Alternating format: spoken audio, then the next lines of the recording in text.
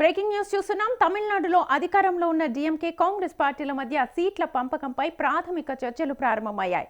ఎన్నికల సంఘం ఎప్పుడైనా షెడ్యూల్ని ప్రకటించే అవకాశం ఉండడంతో ఇరు పార్టీలు ముందుగానే వ్యూహరచన మొదలుపెట్టాయి. ఈ నేపథ్యంలో AICC Tamil Nadu incharge Girish Chodankar, TMCC chief Selva Perunthagai సహా పలువురు కలిసి సీట్ల పంపకంపై చర్చలు జరిపారు.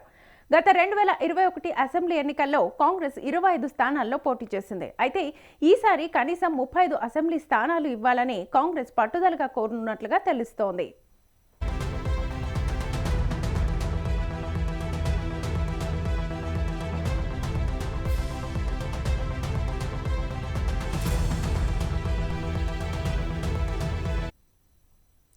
అదనంగా 2 రాజ్యసభ స్థానాలు కూడా ఇవ్వాలని డిమాండ్ చేస్తున్నట్లుగా తెలుస్తోంది.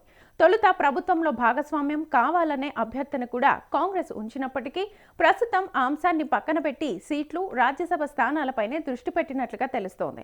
మరోవైపు డీఎంకే మాత్రం కాంగ్రెస్కు 27 లేదా 28 అసెంబ్లీ స్థానాలు, ఒక రాజ్యసభ సీటు ఇవ్వడానికి సుముఖంగా ఉన్నట్లుగా సమాచారం. ఈ విషయంలో ఇరు పార్టీల మధ్య ఇంకా తుది ఒప్పందం కుదరలేదు. మరోవైపు కాంగ్రెస్ విజయ్ నేతృత్వంలోని టీవీకే పార్టీతో పొత్తు పెట్టుకునే అవకాశాన్ని పరిశీలించవచ్చునని అంటున్నారు. విజయ్ పార్టీ కూడా కాంగ్రెస్తో కలిసే అంశంపై సానుకూలంగా ఉన్నట్లుగా సమాచారం.